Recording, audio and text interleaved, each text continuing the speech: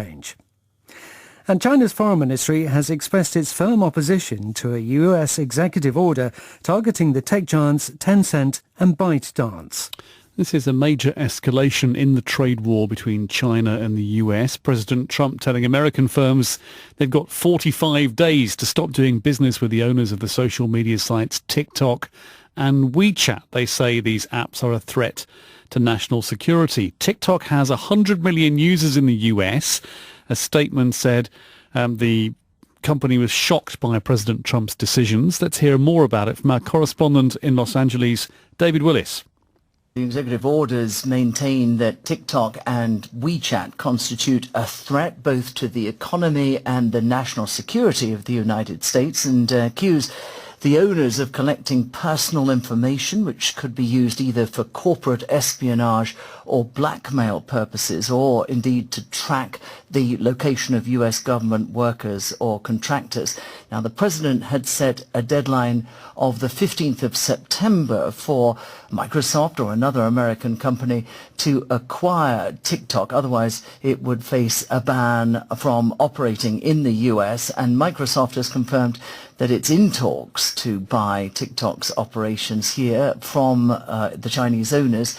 This order gives 45 days in which the two sides have to complete the purchase, and in an unprecedented move, President Trump has made approving the sale to Microsoft conditional on part of the proceeds from that sale going to the US Treasury in return for his making this deal possible. And the president's executive order comes shortly after the US Senate passed a bill prohibiting federal employees from using TikTok on government-issued devices. That just gives you some idea of the level of suspicion that exists on the part of officials here in the United States. So unless there is a buyer for TikTok in the next 45 days, the app will not appear on Apple's App Store or Google's Play Store here in the United States. David Willis in Los Angeles. China has condemned President Trump's executive order and says it'll defend the legitimate rights and interests of Chinese businesses. Let's talk to our China media analyst, Kerry Allen, who joins me here in the newsroom. So President Trump says it's all about national security, Kerry. Just give us a sense of what reaction there's been among people in China.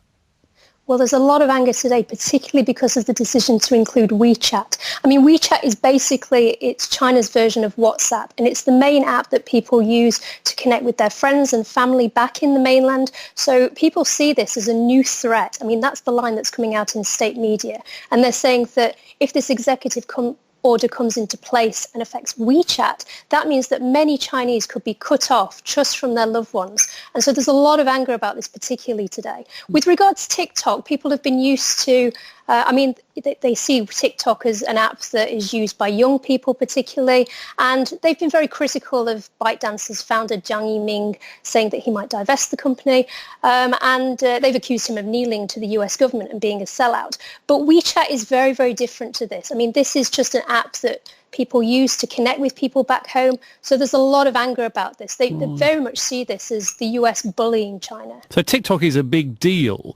WeChat, for people who aren't familiar with the routines of daily life in China, is absolutely baked into people's normal way of communicating now.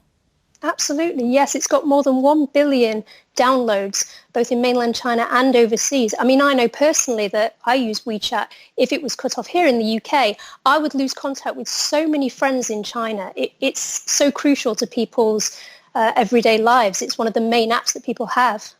Kerry, thank you very much.